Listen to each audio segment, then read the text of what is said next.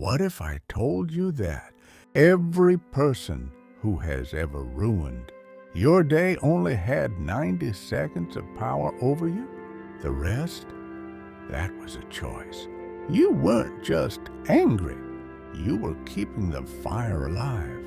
Today, we decode the biological mechanics of your emotions. This isn't just advice. It's the operating manual for a mind that cannot be shaken. Chapter 1. The myth of the remote control. We've all said it. They really know how to push my buttons. But here's the cold, psychological truth. You are not a machine, and nobody holds your remote. Buttons only function when they are connected to something.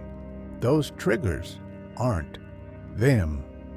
They are the unhealed wounds and violated values of your past. When someone pushes a button, they aren't attacking you. They are exposing a map of where you still need to heal. Stop being a victim of the push.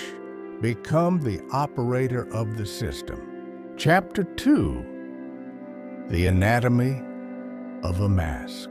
What we call anger is rarely anger at all. It is a secondary emotion, a security guard standing in front of a vault. Inside that vault is hurt, fear, or shame. Anger is simply the spokesperson because vulnerability feels like a death sentence. Next time you feel the heat rise, ask the guard, what are you protecting? Addressing the hurt beneath the anger doesn't make you weak. It makes you dangerous to the cycle of drama. Vulnerability is the cure. Anger is just the symptoms. Chapter 3.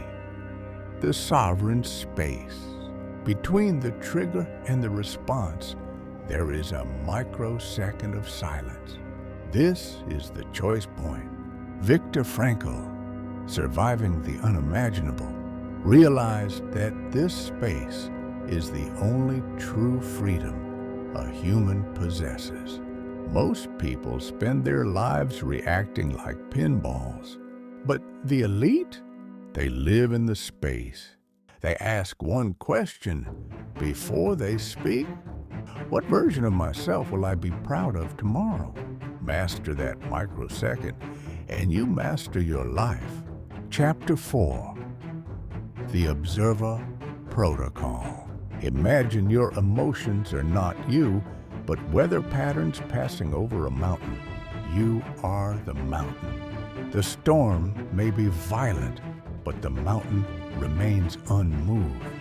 By activating the observer self, you stop saying, I am angry, and start saying, I notice anger arising.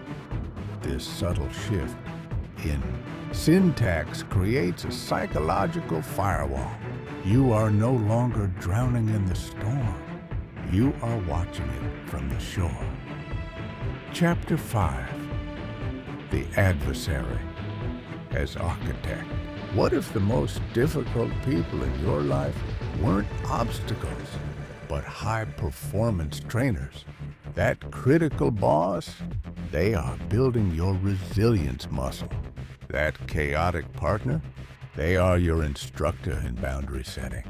When you reframe an adversary as a trainer, you stop being a victim and become a student. You don't deal with them. You use them to level up. Before we get into the most important step, hit the subscribe button if you're finding this useful. Chapter 6. The Boundary Blueprint. Boundaries are not walls designed to keep people out. They are gates designed to protect the peace within. A wall is built from fear. A gate is managed by a gatekeeper. You do not need to yell to be heard. Assertiveness is the quietest power. I care about this conversation, but I don't engage with yelling. Let's reconvene when the volume matches the value of the topic. You aren't being cold, you're being sovereign. Chapter 7, The Strategic Retreat. There is a profound difference between running away and a strategic timeout. When your heart rate crosses 100 beats per minute, your prefrontal cortex, the logical part of your brain, shuts down. You are literally incapable of a smart response. Wisdom is knowing when to step back so your biology can catch up with your intent. 5 minutes of silence can save 5 months of repair. Chapter 8, Mapping the Minefield. Navigating your day without knowing your triggers is like walking through a minefield blindfolded. Your triggers aren't random. They are patterns. By journaling your reactions for a single week, you decode the landmine map of your subconscious. Once you see the mine, you can simply step around it. Knowledge isn't just power, it's immunity. Chapter 9, Compassionate Distance. You can care for someone without carrying them. This is the lifeguard principle. If you jump into the whirlpool with a drowning person, you both go under. To truly help, you must maintain a compassionate distance. Witness their pain, offer the life preserver, but refuse to let their chaos become your identity. Burned out helpers are useless to the world. Chapter 10, The Death of the Narrative. You are not experiencing reality. You are experiencing your story about reality. If a friend doesn't text back, story A says they're ignoring you. Result, resentment.